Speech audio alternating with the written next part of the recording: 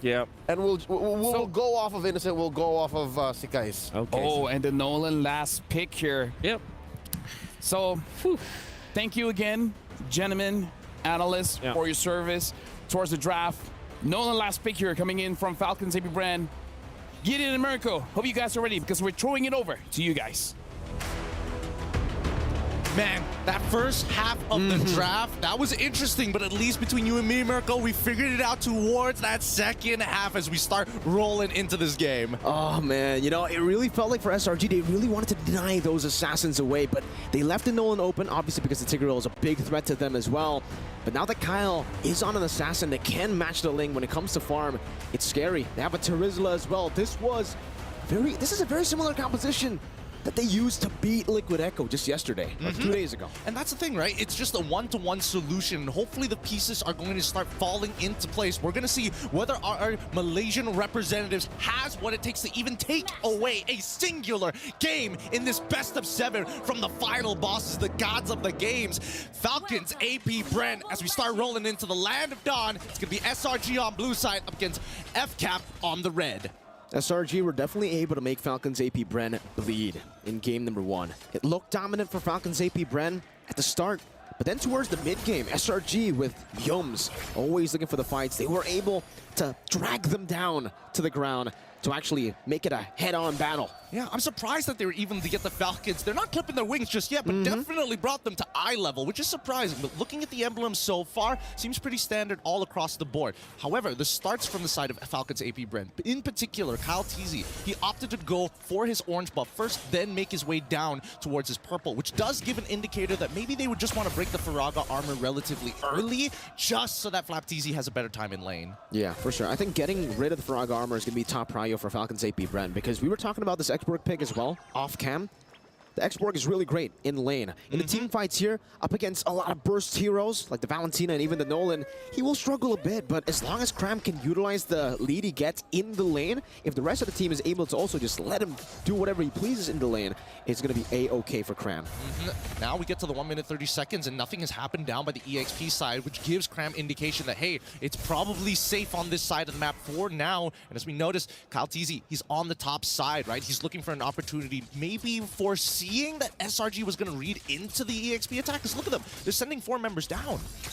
Again, for Falcons Apbren, it's all about dealing with Cram, the Faraga armor, because he's going to have auto prio. Especially with Stormy coming around. He gets that passive down, and Cram will just burn those minions for the passive to kill everything. Now, Turtle is up. Purple buff is needed for Sakai to actually stand a chance. But Kyle, he's power farming this entire time. In terms of like the laning phase, honestly, this is a way more manageable game compared to number 1. Good damage there. Onto Few. Placed down by the Cursed Blast, but take a look at Falcons Apbren, who are the ones on the Turtle. Holding it down for now. Flap Teasy has the penalty zone. Can go for the zone, but Skies is really rotating over. Cal Teasy gonna be pulled back by Yomes. Eternal Guard coming down as well, but Ogwen will be able to pop the Innis Fury straight into the flicker, knocking 2 members up. The SOD connects, but no one's taking it just yet. Ogwen gets blasted down by the last Insanity, and it will just be 1 for 1. Few going back and forth on the Valentina. Just with a turtle advantage. Falcons Apbren up top. Super Marco. Blazing duet. Innocent wants to go for the pin down. Finds it. But there will not be a solo kill. Not now.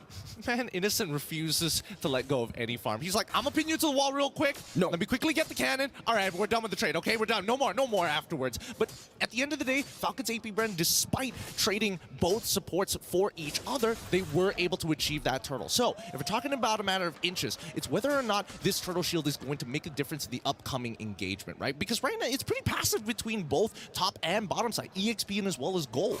I think it's going to be that way for the most part because Falcons Apbren, they're just so good, even in losing matchups, to make it even in the lane. They know that they are just here to farm. In the bottom lane, the Terizla is a losing matchup. Up top, even the Claude is a losing matchup, but somehow they're farming really, really well. You can even see in the XP, Claude, Marco's ahead. Yep. They got to take their time with this, right? They're looking for these big opportunities to make big plays. And I think I'm looking towards Few and as well as Stormy in this particular game, right? Because I think that's the big game changers for each team. We're expecting Flap TC to look for the big engage. We're expecting Cram to peel. That's pretty obvious. Even for Ogwen as well as Yums, the big engages happen off of their battle spell timer. So keep in mind, 30 seconds on and 25 seconds on both. That's a fracture damage. That's the burst damage that we were worried about for Cram on the X-Borg. Say goodbye to the Faraga armor. Sky's now in the bottom lane. Goes for the Fine Blaze just towards the minion waves. Kaltizi together with Flap. The hammer swings a few times. Skies gets zoned away from this turret. Will be able to pick up that last XP cannon minion. But still, a lot of resources down now for Sky's half HP. Yoms, I'm offended, didn't connect Fuel. Able to use the last Insanity anti-CC to escape. Yeah, nah. I think at this point, they're just going to have to take their time, right? I definitely think that at this point of time, wait, hold on. That doesn't look right. Cram's got a little more health with that, but still, good patience coming in from Skies, right? His ult is such a big resource for him that he needs to hold for as long as possible. At the same time, where's the Minoan's Fury? Again, time not that well. Eternal Guard, Minoan's Fury, though, catches them. Skies gets knocked up straight into the penalty zone. And now with the last Insanity, Cram, he's trying to burn them down. Is forced to flicker backwards. Falcons Apbren, it's Fuel with the steal on the last Insanity. Ogwen's trying to pin him down under that turret, but Cram knows better than to stay in the bottom lane all alone. Innocent up top now. Kyle TZ comes in. Innocent still able to survive for a bit, but not for long. Not against the TZ air. Nicely done coming in from Kyle, right? I mean, if you can... Oh, whoa! Calm down. Ooh. They really want to deny Skies any kind of farm.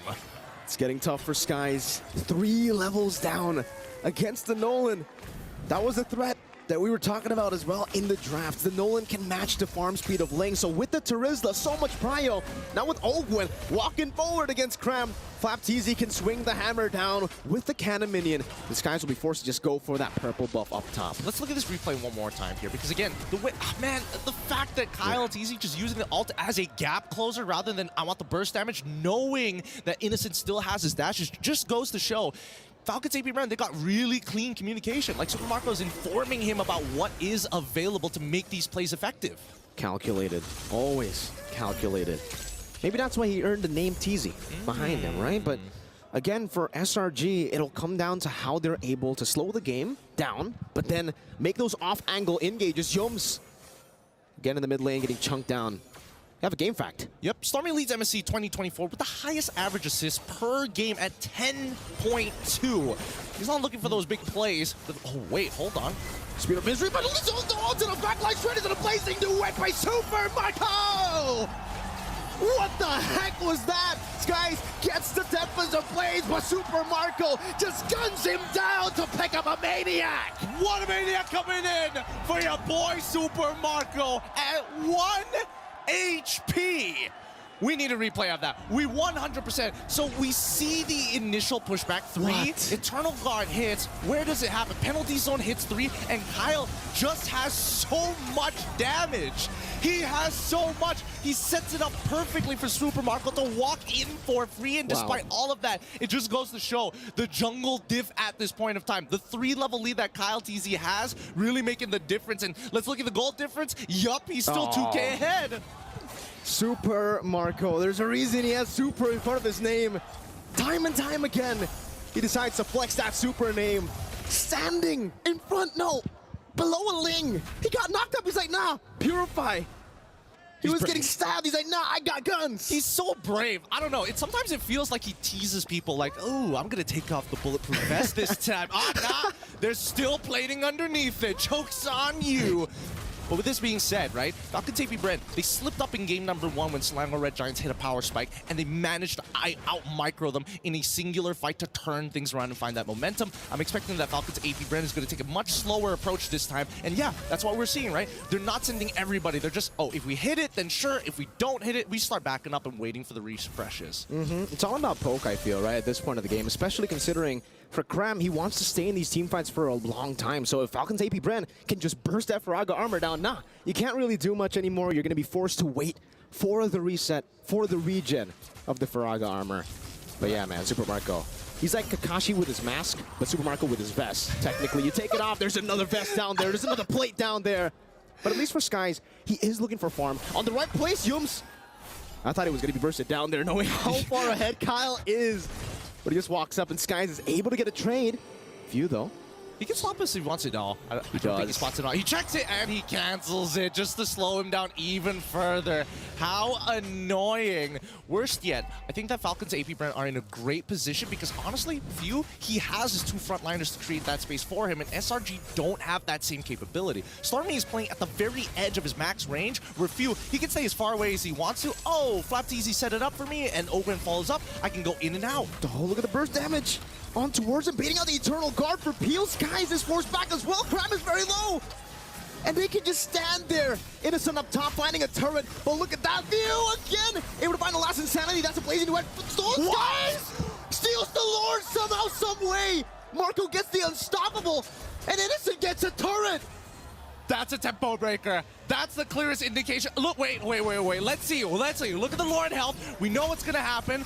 Tempest the Blades comes out the penalty zone. Lands first. Man! 2 levels. A millisecond off. Kyle didn't get his retribution off. He wasn't expecting it. That's really unfortunate. Oh my goodness. And not to mention, right, after everything they got, the Eternal Guard, they also forced Yums to actually flicker out of the way. Technically, that's unacceptable. Falcons Apbren set that up perfectly. They had everything in their cards. But then, up top, that's where Innocent got picked off as well, by the way. But for SRG, Miracle Workers, Kyle walking up again, trying to get that passive down, unable to do so. Skies wants the 1v1. Ooh. Jumps back forward, doesn't have the purple buff, needs to respect that the energy can be depleted. Yoms able to escape Eternal Guard, knock Flapteasy out. Penalty zone from Flap. Not connecting there. A rare mistake. Marco even almost getting bursted down. Forced to blink back with the BMI. But now Skies is looking for him, jumps forward, and will be able to find it straight into the Spear of Destruction. A shutdown as he gets out. The fadeaway jumps down, autos, doesn't even move. One more auto and walks off. Holy, SRG find a way to crawl back into this game despite everything that's happened. It looks like Falcons Apbren, they're trying to regroup here. They go. I don't want to say that it was an overheat, but there are definitely moments where Falcons Apbren were poking a little too hard for pretty much no value whatsoever. It could be an adjustment to SRG anticipating the pushback, or we could say that Falcons Apbren, they were hoping for a little bit more from SRG. I don't know what it is, Gideon. Falcons Apbren had such a big lead. Cram taking a whole lot of damage. Even the execute there on the Sky Piercer towards the Firaga armor.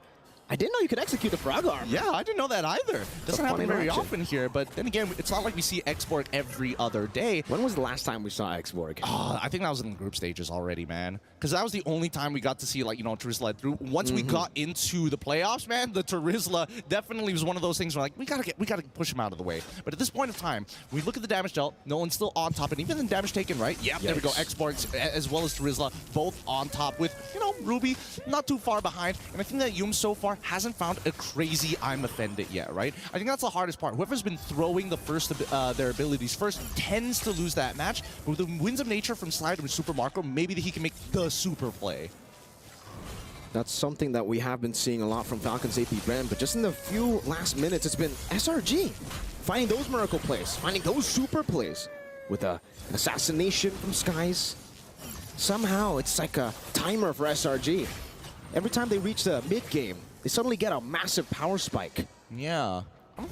I'm trying to figure out, why did Yunus use the I'm offended onto Ogun there? What was he trying to bait out? Maybe he was hoping that Falcons Apbren is going to overheat. I think for both of these teams, honestly, they're looking a lot more similar as long as this game goes on in this best of 7, right? They're baiting each other to try and overheat, baiting each other to overextend, and Yums know that the I'm offended comes back up early. Straight into the Eternal Guard. I mean, this Fury and the Flicker combo. Kyle in the back line trying to find the assassination, but Innocent is able to blink out forward. Now in the back, Skies goes for the chase, the assassination on the Kyle with the Flicker, follower from Yums. Skies continues it. What happens to Blades? Breaks it out and is in the midst of it all. Catches a lot of Blades. Innocent with a cleanup. And now it's Super Marco running for the hills. Flapteasy and Ogwen cannot deal with this Lord take from the Red Giants. Oh, and now with the Lord take, they can almost guarantee at least one of these inhibitors. If they can get at least one, they can set themselves up for a really good Lord take afterwards. But it all comes down to the real question, who's going to overheat first? Because Falcons Apbren have not been able to get maximum efficiency off of their abilities just yet, despite everything that has happened, right? It looked like Owen got a really good engagement, and more importantly, we did see Kyle having an insane angle right straight through the mid lane at the cost of a bunch of flickers from SRG.